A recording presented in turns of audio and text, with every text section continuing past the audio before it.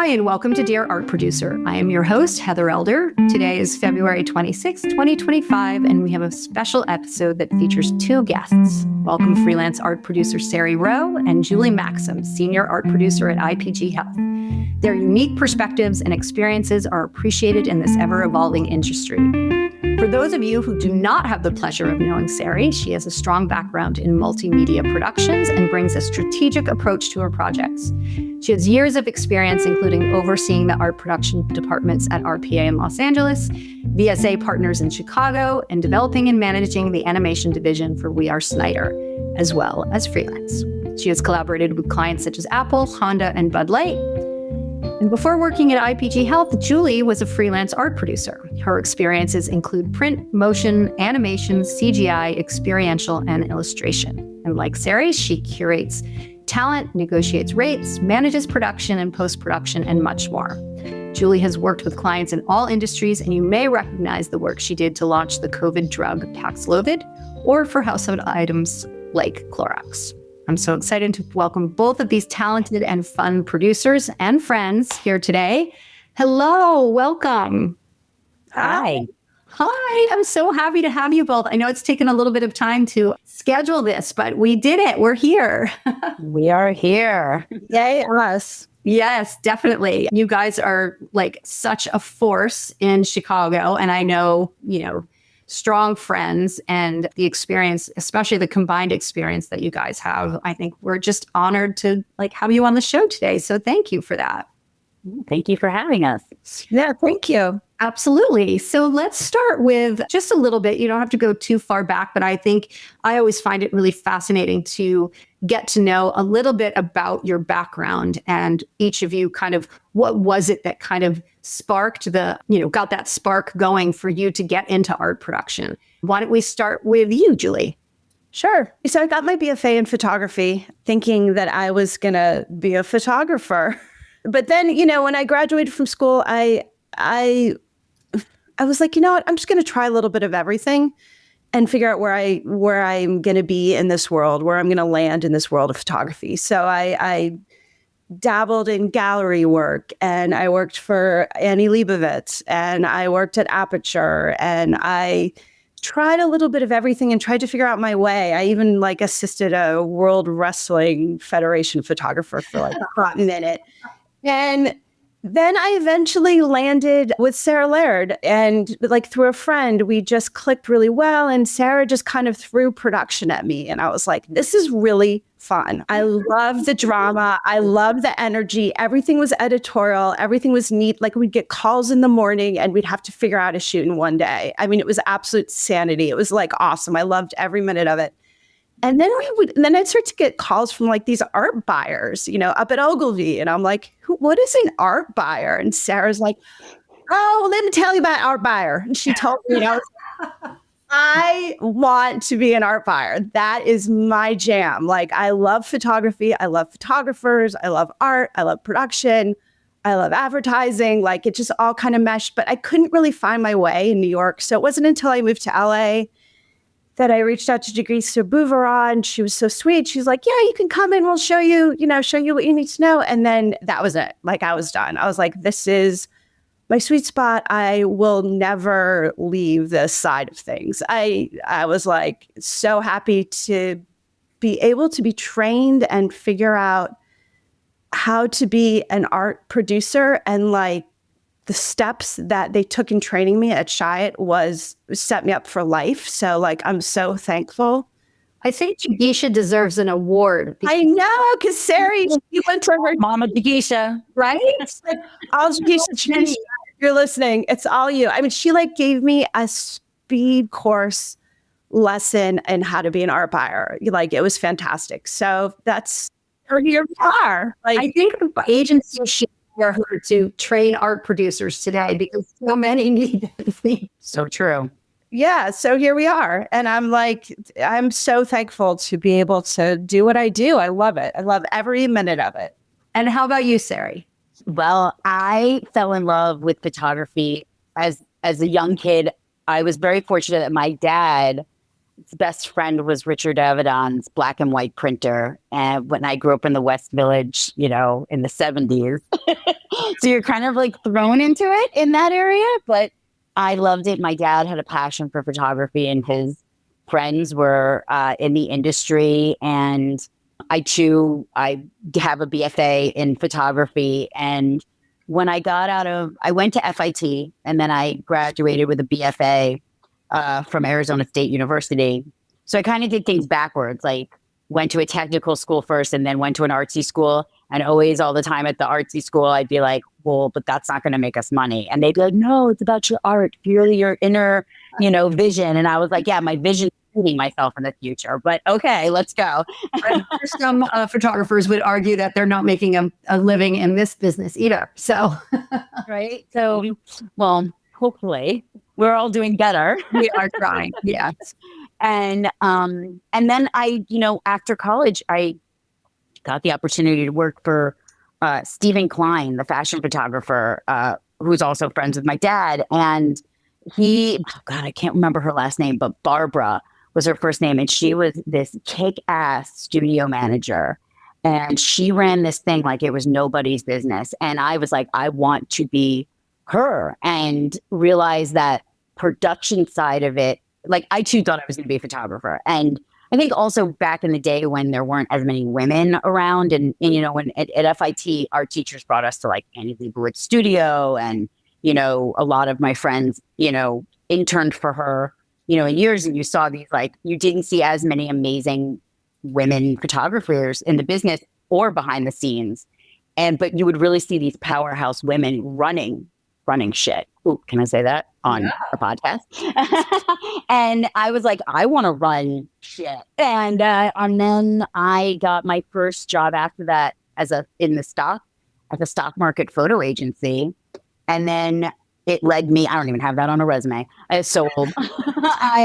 And then I was at the stock market, and I was selling stock photography, and one of the people were like, you should be an art buyer. And I was like, what is an art? I was like figuring out what an art buyer was by selling stock. And I was like, I want to be an art buyer. And one of my clients at Citygate, Albert Frank, who's no longer around after 9/11, hired me. And I have been a photo producer ever since. I did have an awesome experience back in the day too, working at Magnum Photos and some great places where you really are, seeing both sides of the photography industry. But into the advertising world, that's really how I got started. Well, having worked with both of you and known you both for so many years, I would say that both of you have become that kick-ass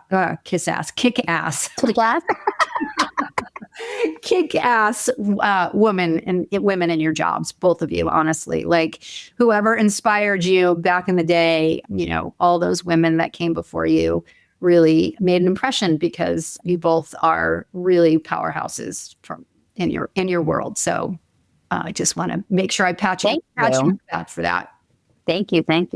I will. It's funny. I do feel like, having been at Shy though and working under Jigisha, I've kept friends in that group, of women that I worked with, but women before me. That's how Julie and I became close. It was Jigisha introduced us when I was moving to Chicago, and now Julie and I, we have always had each other's backs and helped each other get jobs and just been there with each other, talking, bouncing things back and forth.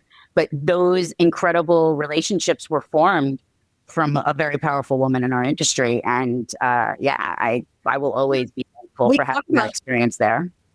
We talk about that a lot here on this podcast, this idea of relationships and, where they're started and where they go and how they evolve and stuff, but how important they are in our industry. I rely on my relationships constantly. And, I know the other art producers do as well. And it's as easy as picking up the phone and saying, am I crazy? How does this work at your agency? Or I'm being asked to do this on a job. Is that right? And it's so nice to be able to, have those people. And I have it with art producers. I have it with other reps. I have it with other photographers. And it's really important. I think we all depend on it very much so.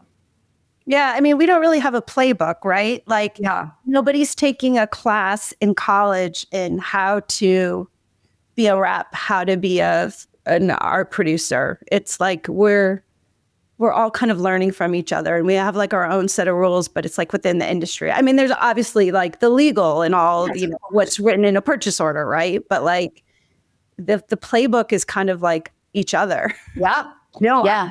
And learning where you're getting your next new artist from is all exactly. word of mouth and communication. And especially me being a freelancer, there's so many times where I'm the only person.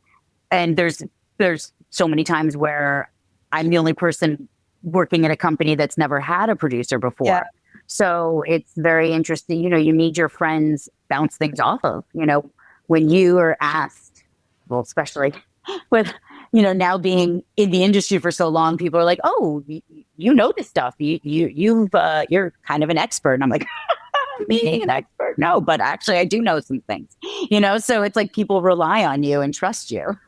Well, you bring up a good point. I'd love to kind of, you know, we're skipping a little bit ahead in our questions here, but I love this idea of, you know, reach it, like how you stay connected with your tribe and share information about artists that you're considering, right? If you have a project, Sari, and you're just like, oh, who do I call for this? Are you reaching out to the people in your tribe to ask for their opinion, or are you relying on other methods, or both maybe? I do both for sure. You know, you rely on like, you know, doing your own research and finding who you think would be great, but 100% calling your friends in the industry and asking them, who have you worked with? How was your experience?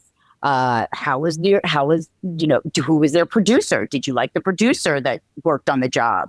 How is it working with the rep? Was the rep good to work with? All those things are really important from like top to bottom. That symbiosis of getting the perfect mix of working with a rep, finding the good artist, and their producer are key things. Like there's many times where people call me and they're like, oh, you know, I really want to work with this photographer, but they're not so fluid in this area, but they have a perfect style. It's for cars. Who would you put them in touch with? Well, I put them in touch with a good car producer then, because a photographer is always going to make their magic, but the producer is going to help them get there, right? So it's just, yeah, getting that perfect match or trying to get the perfect match and relying on your friends and the industry to tell you the truth about, you know. Yeah. Well, how about you, Julie?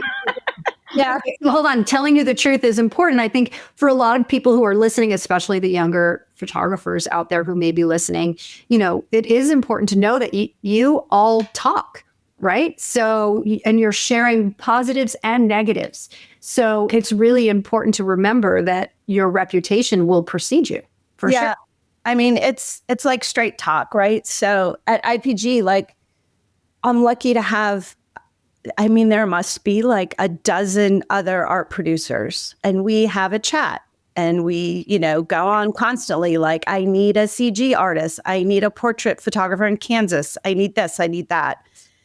And we'll also ask, what's your experience? Has anyone worked with this person? Has anyone worked with that person? Like, we're constantly asking each other for inside information, you know? So I'm a combination of like looking on Instagram and seeing who, you know, and kind of tracking that in my own like list that I keep with links and photographers. And then, you know, you come up with your lists when there's a job, but I'm always double checking with my fellow producers that I'm working with. I kind of start there, and then I'll go to Sari and I'll be like, Sari, do we know this person? Like, we'll do a catch up. And but I'm working with, it's a lot of the other producers within my agency, just because it's easy and it's on Teams and it's like a quick, hey guys. Well, and I think some people discount that in the world, right? They think, look, there's a lot of ways for an artist to get noticed. Obviously, their work is the most important thing, but then that work has to get in front of you. Right. Yeah. And then you have to have multiple experiences or multiple touch points with them to even like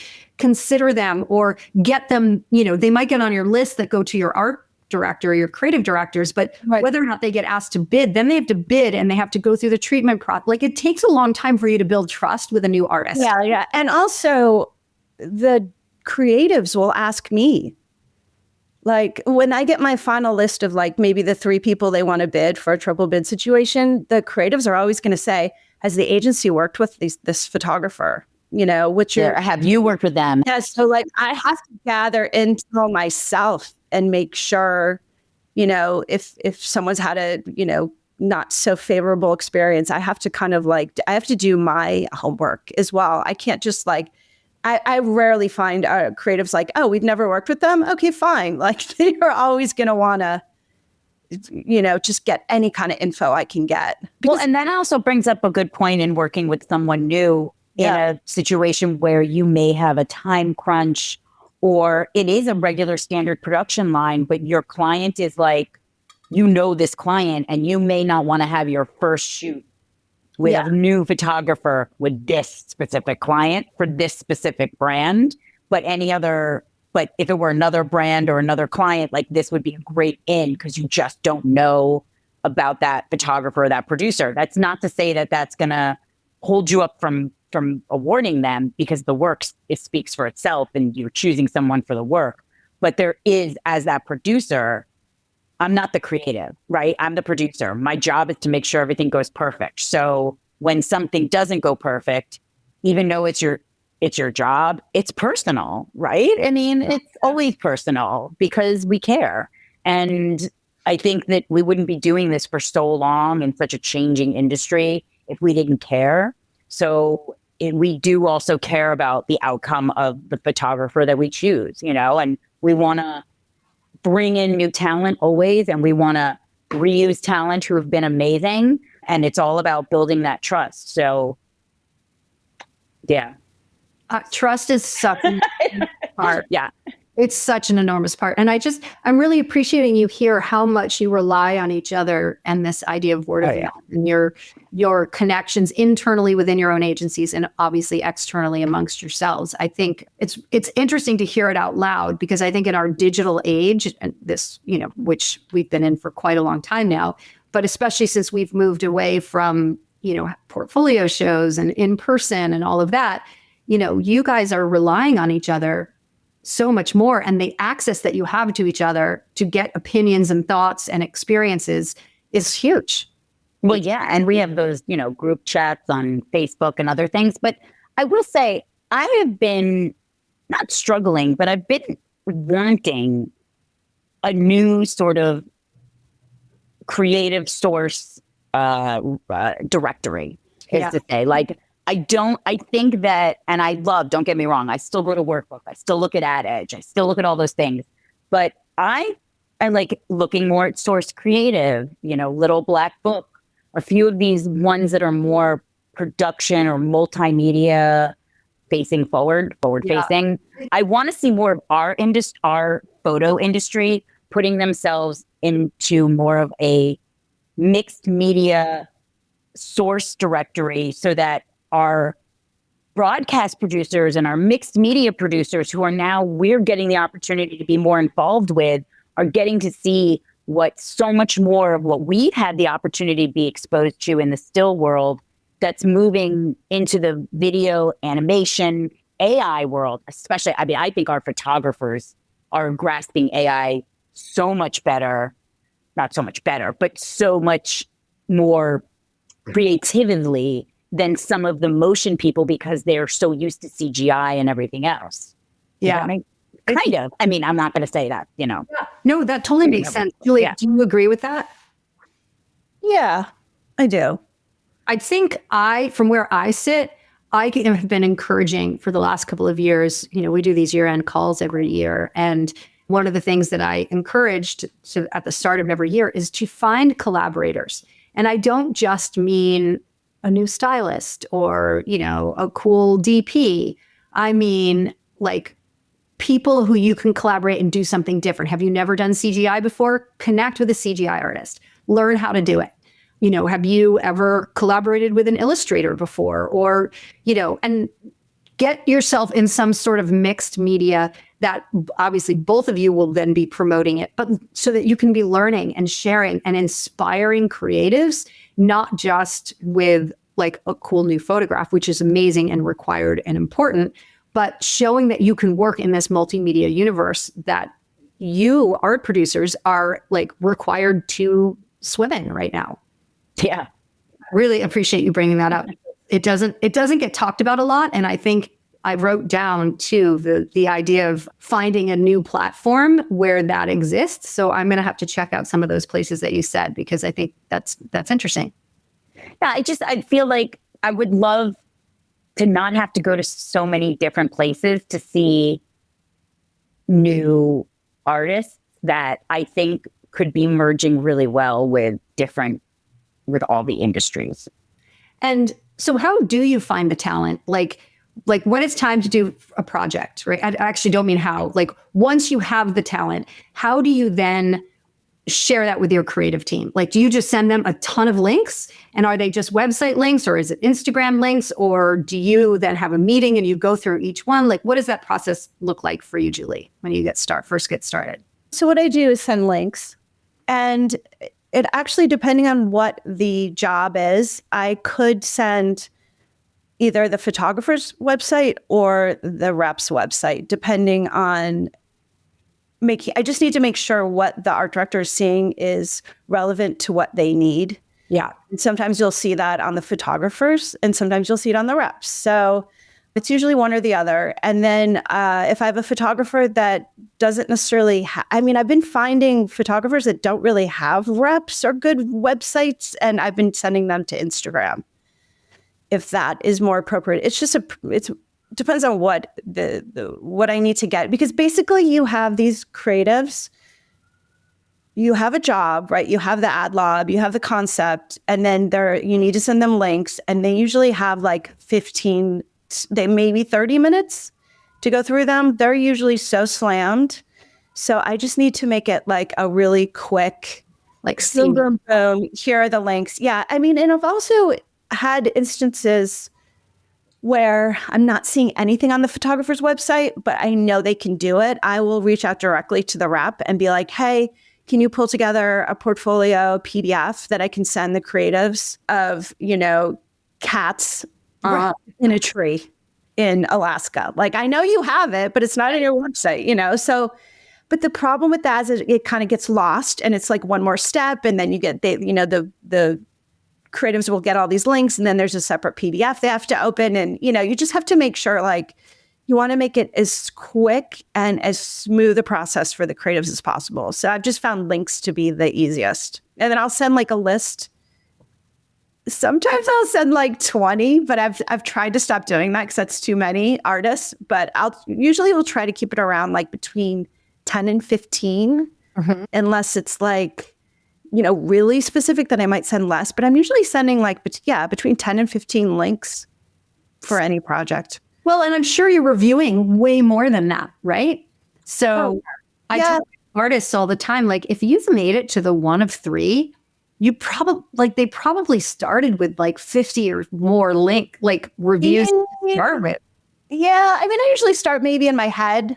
Okay. Like, I start with a list of like 20, and then I'll cut it down, and then the creatives will always, I'm like, send me your top 3. Yeah. Sometimes they can't decide, and we have 5, right? Yeah. That we may have conversations with on the phone. And Sari, what kind of trends are you seeing in photography in motion that you're excited about right now? Well, I just came off a pharmaceutical. So, okay. I mean, I constantly am doing a lot of, small video production, KOLs, which is, client or patient videos, and then a ton of CGI, animation, AI. Usually we're replacing AI concepts with, creating the CGI and animation. But that was a big last year for me, was a lot of that. How about you, Julie? Are there any trends that you're seeing that your creatives are kind of gravitating towards? I think, yeah. I mean, I'm in the pharma space as well, pretty, in the thick of it. And I'm seeing a lot of like realistic portraits of humans within CGI worlds. Yeah. And then I agree there. Sorry, yeah. I wasn't very detailed in what. I was more in the type of production. I'll let her go through that. Yeah, it could be like a person walking down a path within a world of flying hamburgers. I don't know. It's like and I'm also seeing, like, I'm involved in a lot of launches. So with a launch, you'll have kind of you'll have all these different tactics they need. So I need like portraits on Seamless, and I might need some lifestyle that kind of like your key visuals may be the CGI, and you'll have this person walking through the hamburgers, but like I also need to see that person at home with their family eating hamburgers. Yeah. It was a lot of mix. The productions are a lot of mix. Yeah, so they have all these, with pharma, you have the website, you have the digital, you have social, you might have traditional print or brochures, you might have a little bit of an animated thing they want to, have at a huge health conference.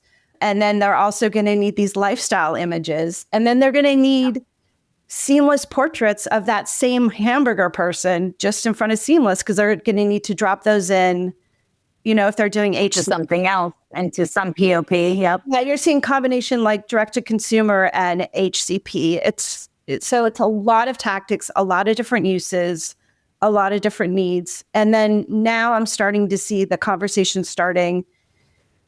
Well, with that lifestyle, can't we do that in AI? And can't we use AI for some of this? And, those conversations have just really started in the past 2 months talking about AI, because I think Agree. for so long, the technical wasn't there yet. The AI was low resolution. There was 5 fingers. Everything was kind of off and weird.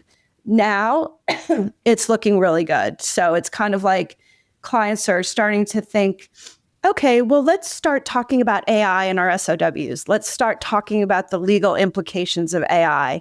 And clients are moving more and more towards using it and comfortable with using it. And what's the legal conversation? What are the legal conversations that are happening on your end that are allowing the clients, to feel comfortable?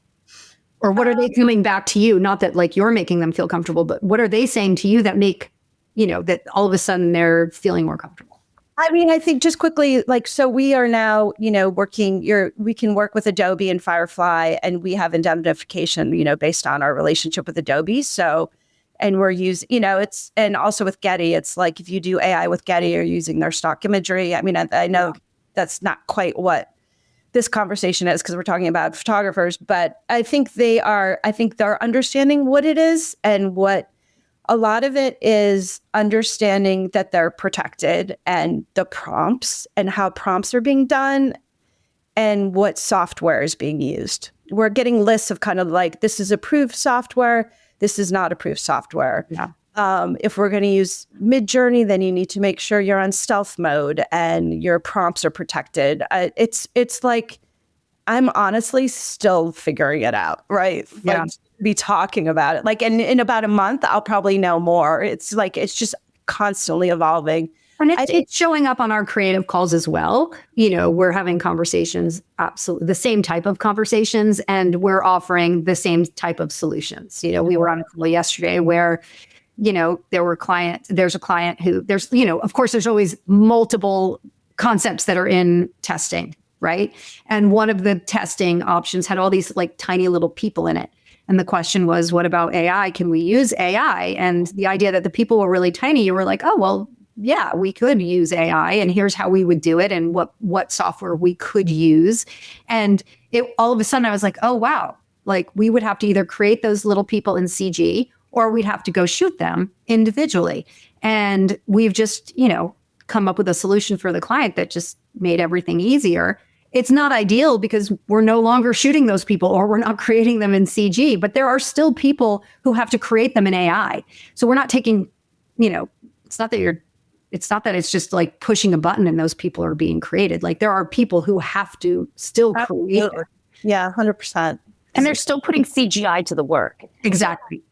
I mean, if you don't mind me like sort of jumping in, but that's where I say all the time when your clients are talking about AI, I'm like, well, how much are we really talking about AI? Or are we talking about a CGI ad that has some AI elements to it? Yeah. Because then you're in a totally different ballgame. Again, with doing tiny people, doing little bits. And that's how I was going to say, like, I feel like we're using a lot of the AI to start to get those comps there.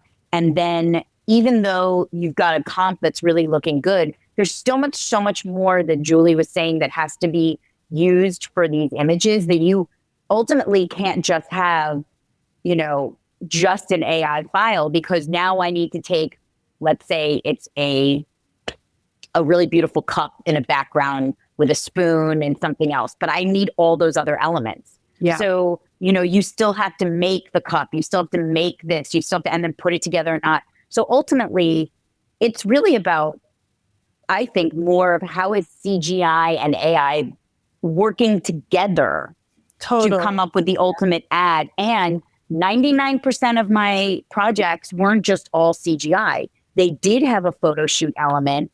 And it was where you're taking these, I think, bigger photo shoots where we used to have to be on location and everything else, and using smaller bits of CGI elements to it, where now we're really building more of these environments and everything else and able to do small photo shoots in studio with our talent, where it makes it a lot more cost effective as well versus having to do AI people. Yeah. But there's also times where we have to do AI people as well. But I think we as producers are coming up with really options for our clients to give them, I think, what we would call traditional production of having a photo shoot and doing some CGI and AI work and all having it come together versus it just being one AI only. Yeah, totally. Yeah. And sometimes we find really good cost savings in doing that. Yeah. I mean, every instance where I've discussed AI, all the photographers and vendors we've spoken with, if it's they all kind of say it's in your best interest to photograph the people, the real people. So yeah, we're just using AI. I've found it's more like helping us tell the story, and it's definitely a combination: CG, photo, AI, a little bit of everything. Well, and I tell my artists, some artists will never embrace it because it's either not in their nature or it's also not part of the type of work they do, right? Which I would disagree with a little bit in terms of like the learning curve of it, but regardless. But there are others where it absolutely will tie in. And, for the artists that are listening now, I think it's really important. There's going to be a very small window where artists are allowed the time to learn it. It's kind of like when photographers started taking on motion, right? There was a time where it was very forgiving because you were learning it. We were all learning it together and taking it on. Now it's like if you guys go to a website to look for an artist that in their motion and they don't have a lot of motion, you'll be like, and you move on, right? You're not about to take the time to, well, I know they can do it because you've got 100 other choices of people who show that they can do it. So I think it's the same thing with AI. And if it's relevant to the work that you do, or at least the category of work that you're in, it's super important right now to take the time to learn, ask questions, be curious, because otherwise it is going to pass you by. I agree. My husband has an ad agency that uses a lot of AI for like strategy and audience stuff. And he always says, we're not trying to take jobs away from our creatives. We're just trying to give them the power tools. Right? They had regular tools before. We want them to have power tools now. So it's about learning the skills that are going to take you into the next phase of our industry, as opposed to sitting back and saying, oh my God, why aren't I busy? Where is all the work going? Because there's a lot of reasons the industry is changing anyway. I think AI is giving people an opportunity to like really kind of insert themselves, in a very relevant way into that conversation. Yeah. And you have to also realize that agencies are also building their own AI models, for their own internal purposes. So we're not just like, relying on the Gettys and the Adobes, which we use, and the Chat GPTs. We're actually, building your own. Seeing companies building their own little mini ones, Yeah. So, I mean, that I was just going to bring that up. Like our agency has an AI department, right? Kind of sharing their capabilities with clients and creatives. And so that's kind of what we're up against. I have this department saying, hey, look what we can do. Right. And I think creatives ultimately would like to use outside vendors. I mean, it all depends, but it's kind of like, all right. It's an interesting time. All these agencies that are merging and holding companies that are merging, everyone's trying to stay relevant and provide the most amount of value for their clients, all the way up from, the holding companies all the way down to the individual vendors. So it's a really interesting time. Okay, let's talk a little bit about treatments. I see AI showing up in the treatments that we're creating, right? It's an amazing tool to be able to create an image that shows an artist's vision for a project, because in the past we may not have had the image in our portfolio to use. So now we're just kind of creating them and being able to kind of talk through, what that vision might look like. Are you seeing that a lot on your end? Over this last year, I would say 100% of my comps for my productions were made from Chat GPT AI comps. And then we take that beginning, and maybe we'd have to go to a story visual or a storyboard and maybe fix it up, or we give the start to some of the CGI places we've been bidding, and they can almost have a blueprint to then put an even better treatment together, because they're not. Here's the good part about it. It so kind of puts it together for you that your photographer or your photographers and your vendors aren't guessing as much as they had to for treatment, and they're getting a little bit more of I see what they want. Now let me give you my version, my view of how I would show you what you want so that you pick me. Yeah. How about Julie? Are you finding the same thing? Yeah, definitely. I mean, we are selling concepts to clients that are AI, right? So we're getting concepts approved by their legal, first round of legal, first round of the client is before we even bid the job is going through a strict approval process. And that's just to get to the bid. And that's AI, right? A lot of times, especially now. So when I get treatments, I'm starting to see AI as well, which is, I'm all for it. It's let's look at what we're talking about. I mean, I have so many times where I'm getting direction in emails, or something's written, or someone's asking me something, and I'm like, you've got to show me what you're talking about. You have to, if you want a certain hairstyle and a model, you need to send me examples. This is a visual business. We are all visual artists, CG artists, photographers. We need to talk visually. So I'm definitely seeing a lot of more AI within treatments, which I think is super helpful, just to make sure we're all vibing and we're on the same page, and what you're seeing is what we're thinking. I've also, it was really interesting. I just had this job where we got the treatments in, and it's almost like the vendor overdid it.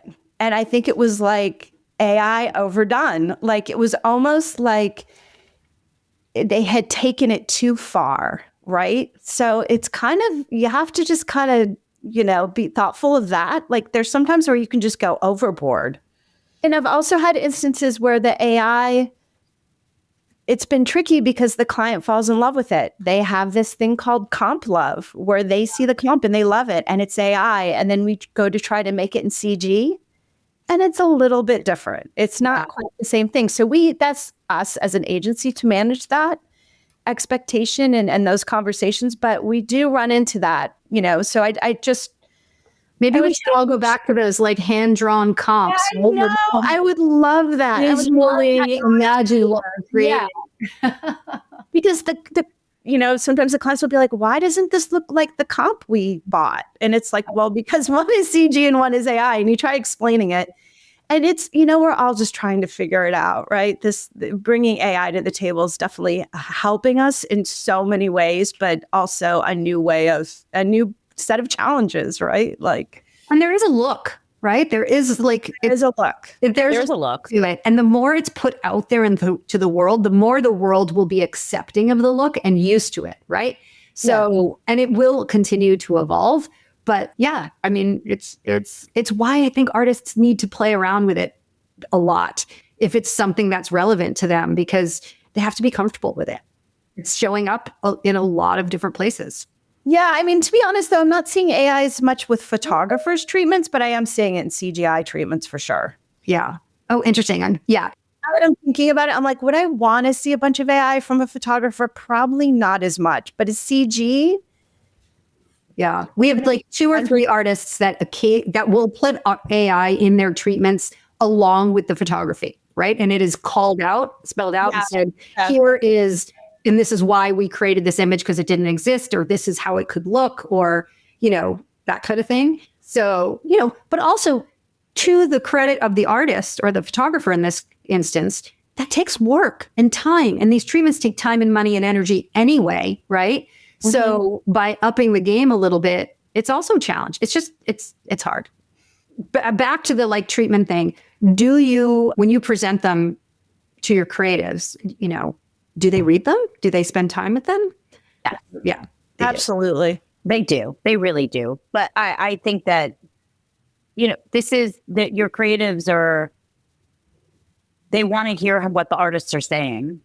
They know, and I mean, whether you're a new creative or you're an older creative, I think the ones that I work with are taking their time to read, briefs so they can choose the right person, because they're explaining how their vision of what the shoot will be, sort of panned out. And there's sometimes where I've read briefs and I'm like, oh, that's so cool. And my creatives read the brief and been like, oh, did you see the depth that he went into and blah, blah, blah. And I was like, oh, I really didn't get it that much as deeply as you got that line. But hey, that's why you read his, his brief. So, I mean, I would expect, that everyone would take the time to read a brief from someone they're requesting it from. But, Yeah. And, I have to tell you, the creatives are constantly pulling from treatments and using those images and some of the slides within their document that we're presenting in the award to the client. Yeah, that was my next question. Do you take parts of the treatment and create something new for the client? 100% for the photographer that's up first. 100%. So you don't share their full treatment. It depends. I mean, I feel like the director's treatments, the clients will go through as much, but I don't know why. But for photography, we just tend to send them just relevant slides. Just there's not enough time, and your account, not your account, but your client is they're coming to you to put together a decisive PowerPoint doc that's going to go why you're choosing them, show them the points, the reasons, clear and precise. Not a lot of blah, blah, blah, and it's done. And they're getting it. You get your client for a half an hour to do these things. You want your treatment to be detailed and for your agency, but you're not making that detailed for your client. Again, broadcast is a different world, but they're also spending a whole entirely different type of budget. So, and they're doing reels and everything else. Yeah, I mean, but we're definitely using those treatments to get our photographers awarded. Definitely. All 3 bids will even show a couple of pages from the treatment. So I often suggest to my artists that they include a summary page in their treatment, because I know that they are pulling, creatives are pulling things to share with their agency. Is that a helpful thing on your end or not necessary? Oh yeah. I mean, honestly, that should be totally. I mean, that has to be in there. That should not even be I want to know what in your treatment, you're telling me why you want to do this, but then what are you telling me? You're telling me I'm going to shoot. This is my idea in my head, and I'm going to complete this in 2 days. And this is 3 locations and da da da da and blah blah blah blah. That has to be in your treatment. If you didn't put this in your treatment, I'd be like, what am I missing? I always want. I want the why, but I also want the how. Yeah. How to be really long. I just need to know, what are you thinking for locations? Where, just sometimes I even what city are you thinking, Oh yeah, 100%. And definitely location. You're telling me you envision it to go this way, but where are you envisioning it? Because if you take me to Colorado and it's green, that gives me one feeling. If you take me to Arizona or Texas and it's dry looking, that's another. I want to know what you see, where you see the sunset setting best to capture this emotion that my art director wants. Right. That's right. Yeah. Helpful information from both of you. I think the idea of not just the why, but the how sometimes gets lost in the creation of the treatment. Just sitting where I sit and seeing them being created, they want to talk about why they are the right artist for the job, which is very important. Additionally, it is equally important to explain, how are you going to do this? Outline it. What are the days? What are the locations? Show that you understand the assignment. And I think that obviously is important and it gets put in there, but it's not, I don't think it's always how the artist's brain works when they're creating that treatment, because they get caught up in the why and sometimes need to be brought down, to there. Even mock schedule, like a very loose mock schedule is so nice. Like to not have to ask for one is so nice. Yeah. Like when people take the extra time to do that in a treatment, I'm like, because you're giving, then I don't have to guess.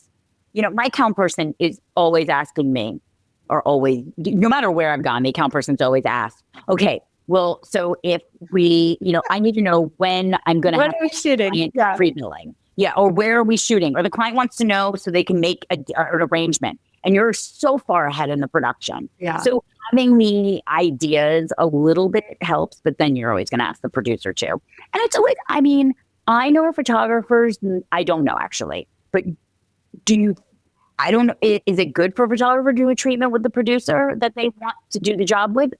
Maybe that's good. I don't know if photographers really are hiring the producers or thinking about the producer during treatment stage, but I would assume. I think to answer your question, which was, are photographers collaborating with producers during the treatment phase? My answer is absolutely. At least they are in our roster, and I would think in others as well, because you need to. They're integral in the how, right? So I need them to sometimes even create their own page that we find very helpful to kind of slide into the treatment. Yeah, so I do think that is important, because maybe there are some times that reps are just trying to, put together an estimate with their photographer because they're trying to get it done quickly. Don't get it done quickly. Say, I need a few more days to get the producer I really want on this so that I can really get you the numbers you want. Yeah. That art producer or producer will say to you, listen, I only have 4 days. Or listen, you know what? You're right. Take 2 more days and do that for me, because no one's going to people want to see in an estimate your best foot forward right away, not, oh, I'm 75,000 over. We'll work on it and get it down. Not these days, No, and a lot of times, just given how much the treatment, how long the treatment takes, and sometimes how much it costs, our artists are saying no to projects. If they're on a shoot or they can't get it done in time, they're just going to be like, or if we can't meet a budget, they're like, I don't want to, it just won't be a good experience for them with me. Right. It doesn't leave a good taste in your mouth when you're starting off with something you can't finish. Exactly. So we're learning how to say no, which I think is important as well. Okay, so we don't have a lot of time left, but I just want, there's just a few last little questions. Let's start with you, Julie. What is your prediction for the rest of 2025? I think things it's so funny because I was just talking to Sari this morning, I feel like all my projects, everything is kind of on this weird holding pattern. I've had concepts come across my desk and I need to get money and, figure out how much these are going to cost and have conversations. And I've got all of these estimates that have been signed off, but no real cost has been approved on the client end. Everything is kind of in this really strange holding pattern. So I feel like it's going to be it's going to continue this holding pattern. And I feel like it's going to start to kind of hit April, May. Yeah. Production's going to amp up. And then I feel like it might slow down again. I don't know. There's so much going on, obviously, with RFK and pharma. That's space. I think clients are a little wary to start spending money, but they all have these drugs that are being launched. They need marketing done, but spend it while they can. Because who knows what's going to happen. Yeah, it'll either be a rush or... Yeah, it's I'm having estimates signed by clients, but the SOWs aren't even hashed out. Agency and client. There's... Yeah.